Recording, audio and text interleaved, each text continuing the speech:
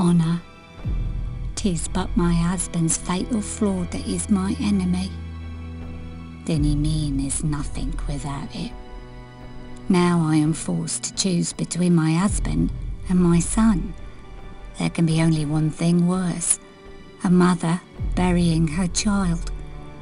For the safety and future of my son, we can never return to Brooklyn, and I must do what no woman should, leave the man she loves.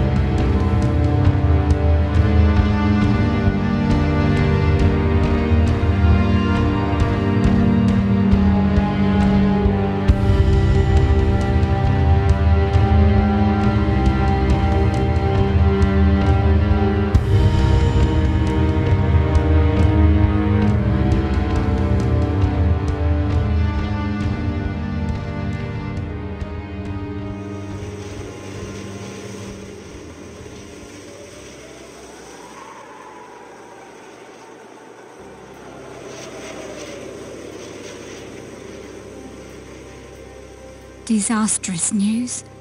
Desperation in Brooklyn. Hunger, an influenza and a coal shortage have crippled Irishtown's poor.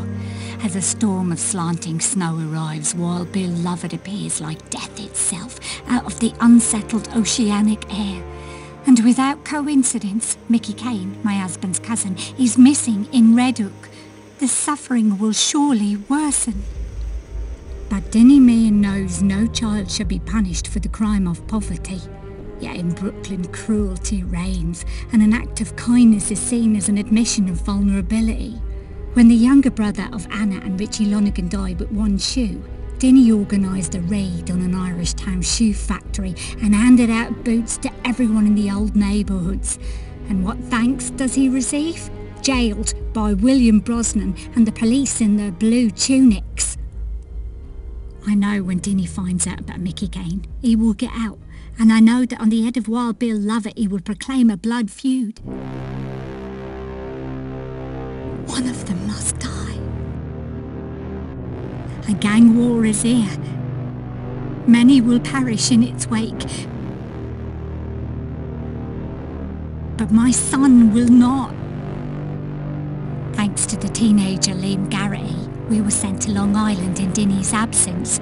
We are safe out here. Though Dinny will summon everyone to his side in this war, his wife and son first and foremost. But in New York, we are all strangers. From the moment we arrive, we're not wanted. My husband has been fighting the bigger war for years against the fat man Jonathan G. Walcott and the Anglo-American ascendancy. Walcott has always tried to divide us, make us fight amongst ourselves. In resistance, Dinny has been cunning and resourceful, but Bill Lovett has done the one thing to ensure a gang war now, killing a family member. I will not risk my son's future when Lovett has shown he will call the blood of family. I can think of no worse a man to lead than the depraved Wild Bill, but he is no more than an agent of Walcott, and too ignorant to know it. Contrarily, Dinny Meehan has ruled Irishtown with compassion and great generosity. Fate is strange. It was for Dinny's honour that I fell in love with him in the first place. Then again, it seemed he chose me from a great distance. My people come from Ireland, but after many calamities moved to London, where I was born within earshot of the Bow Bills. Because of Dinny, my cousins Pickles and Darby were able to pay for my passage out of the slums of East London, only to land in the port tenements of Brooklyn amidst the factories and foundries, under the awning of screeching bridges and elevated trains. One day in 1912, I was walking between the bridges when 3 men in derby hats approached. The largest one had gold teeth. Christy Maroney, the king of Brooklyn back then. Even the neighbourhood girls worked for him, behind closed doors. He offered me work, and when I tried to walk around him, he grabbed me by my backside, pushing a hand up my blouse and squeezing my breasts. I screamed, but they all laughed.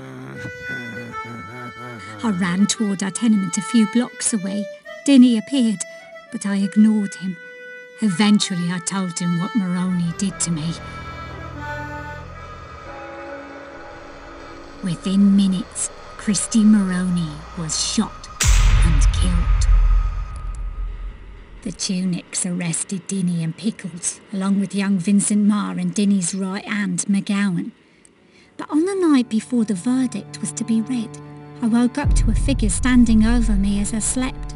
I thought it was Dinny, but it was the taciturn Harry Reynolds who'd stolen in through the window. He showed me the newspaper which said all 4 were certain to be convicted.